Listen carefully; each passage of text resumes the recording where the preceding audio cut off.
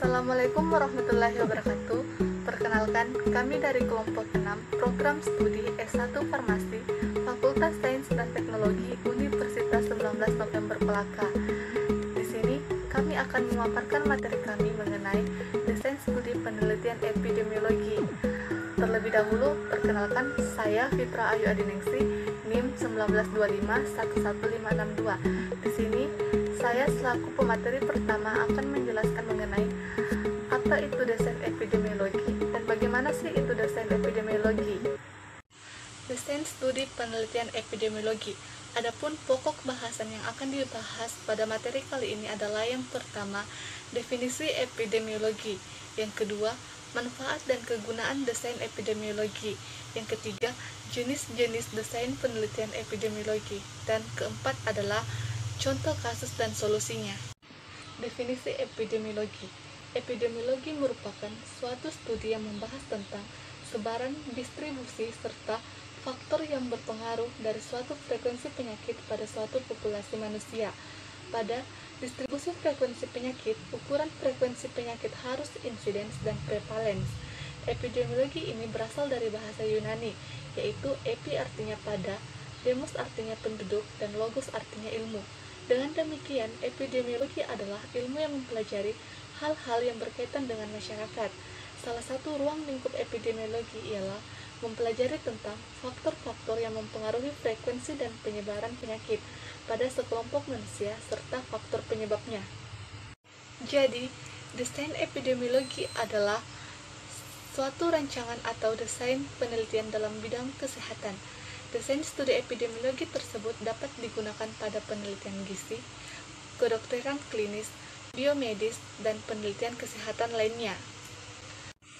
Penelitian epidemiologi ditegakkan pada dua dasar asumsi, yaitu yang pertama, kejadian sakit dan tidak sakit secara acak. Yang kedua yaitu penelusuran sistematik dan cermat pada kelompok penduduk yang berbeda yang berupa faktor-faktor penyebab dan pencegahan terhadap penyakit. Adapun manfaat dan kegunaan desain epidemiologi.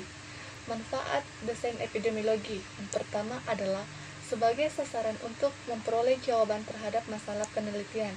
Yang kedua adalah sebagai alat untuk mengendalikan atau mengontrol berbagai variabel yang dapat berpengaruh pada suatu penelitian. Kegunaan desain epidemiologi yang pertama yaitu untuk kepentingan diagnosis, yaitu untuk menyusun diagnosis komunitas atau kelompok. Yang kedua yaitu untuk kepentingan penelusuran patogenesis penyakit, yaitu mempelajari aspek etiologi dan perkembangan masyarakat. Yang ketiga yaitu untuk kepentingan evaluasi program, yaitu sebagai sarana untuk suatu tindakan pelayanan kesehatan masyarakat tertentu. Perkenalkan, saya Kliris Nurerda Syarif dengan NIM 192521578. Di sini saya selaku pemateri kedua akan menjelaskan mengenai jenis-jenis desain epidemiologi. Jenis desain penelitian epidemiologi terbagi menjadi dua, yaitu observasional dan eksperimental. Pada bagian observasional mencakup dua, yaitu deskriptif dan analitik. Pada deskriptif meliputi case report, case series, dan studi korelasi. Sedangkan analitik mencakup cross-sectional, case control, dan cohort. Sedangkan pada bagian eksperimental yaitu community trial dan clinical trial.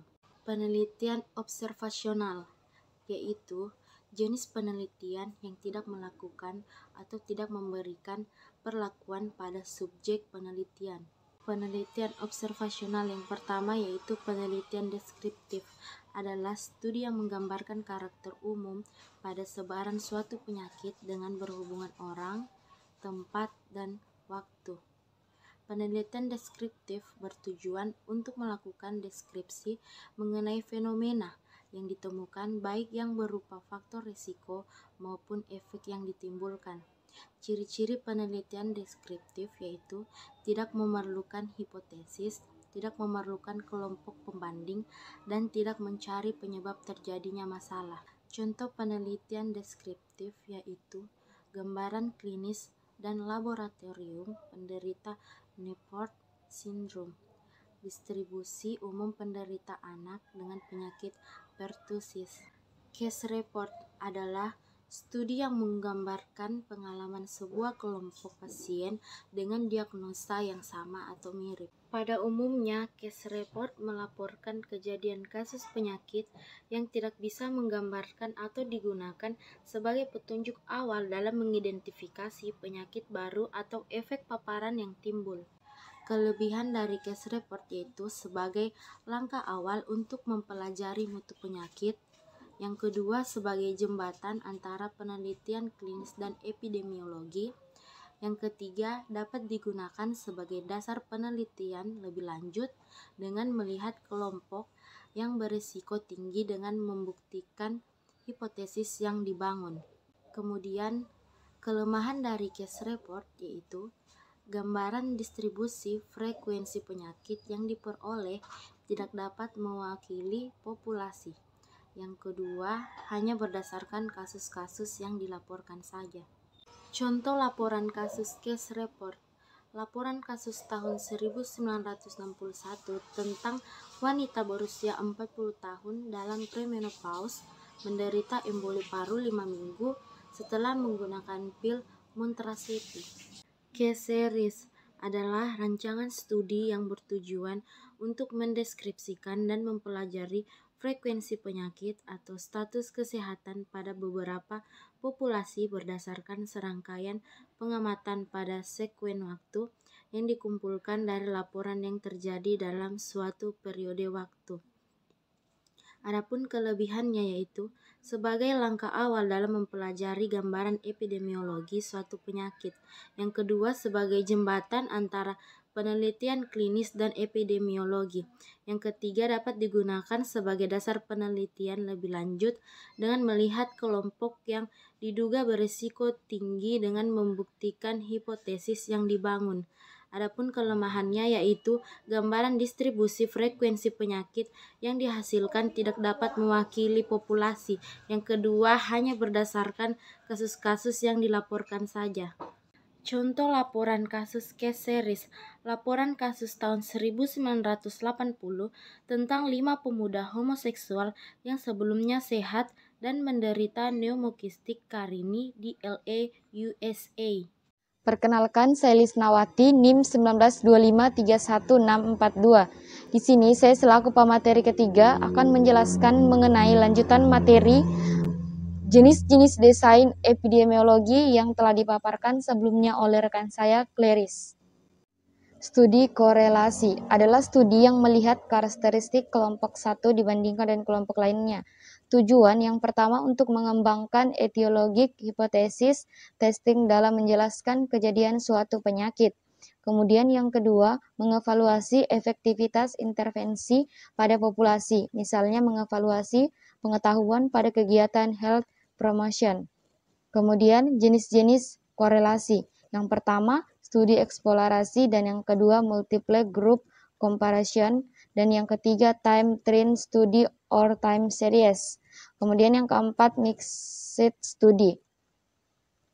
Selanjutnya, contoh laporan kasus studi korelasi.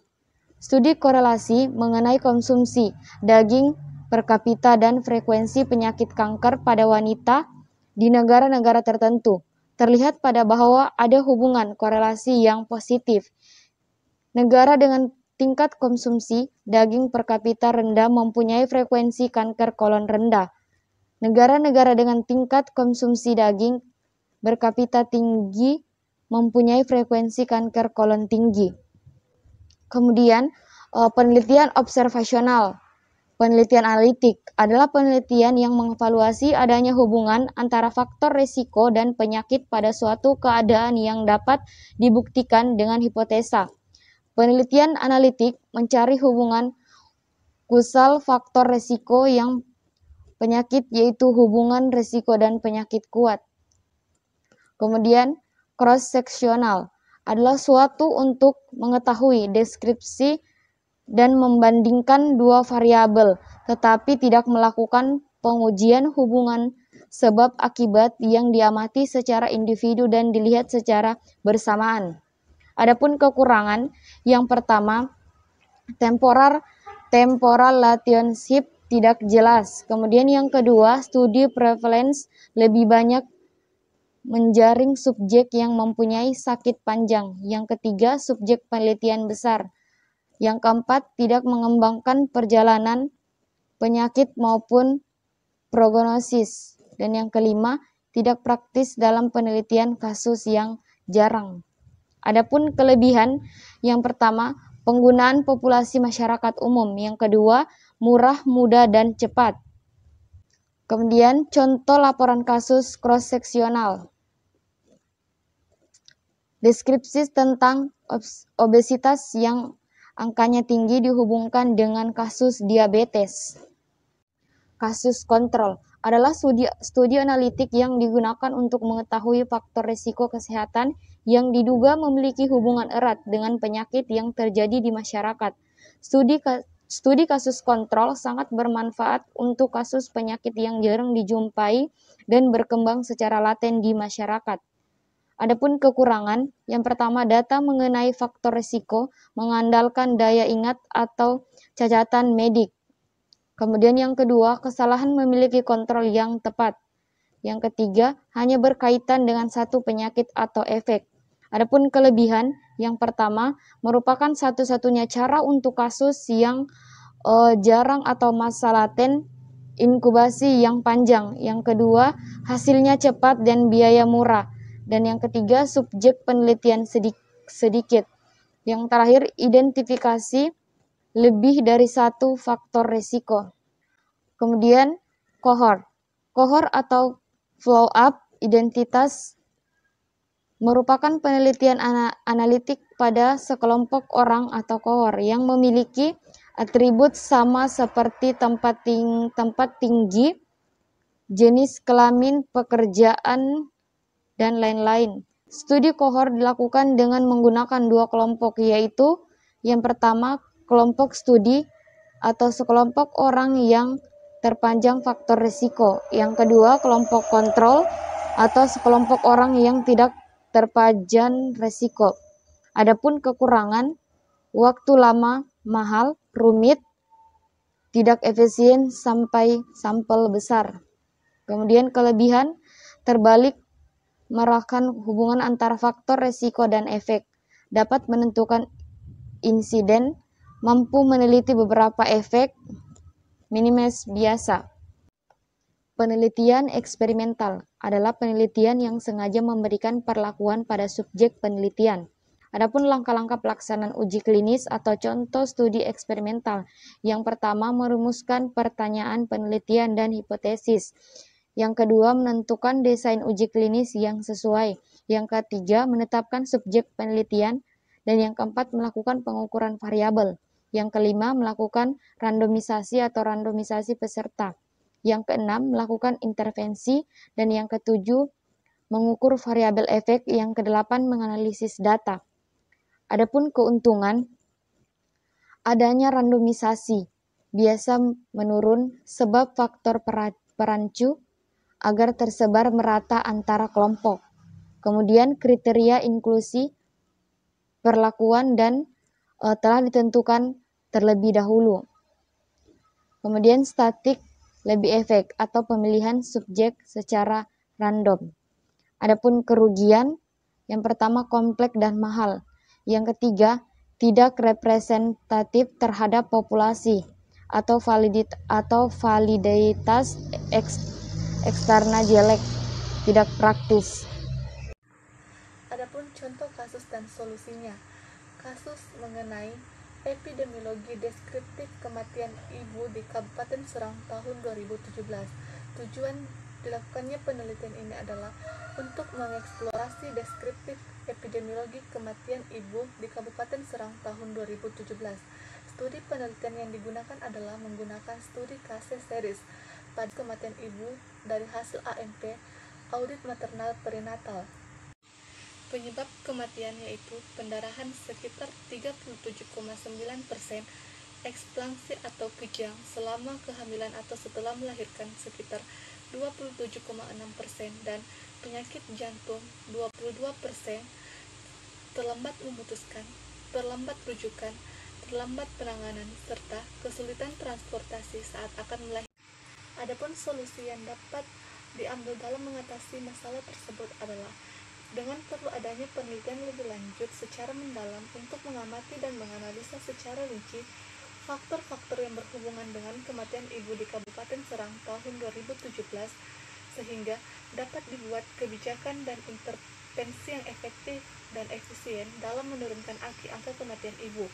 Perlu ditingkatkan pengembangan program keluarga berencana, pemeriksaan antenatal lebih lanjut, dan perbaikan kedaruratan obstetrik di fasilitas rujukan. Selain itu, solusi lain yang dapat diambil dalam mengatasi permasalahan tersebut adalah dengan menempatkan pengurangan angka kematian ibu dalam agenda global, mempromosikan norma bahwa kematian ibu tidak dapat diterima, dan menghasilkan minat pejabat kesehatan nasional dengan sumber daya keuangan dan teknis untuk mengatasi masalah tersebut.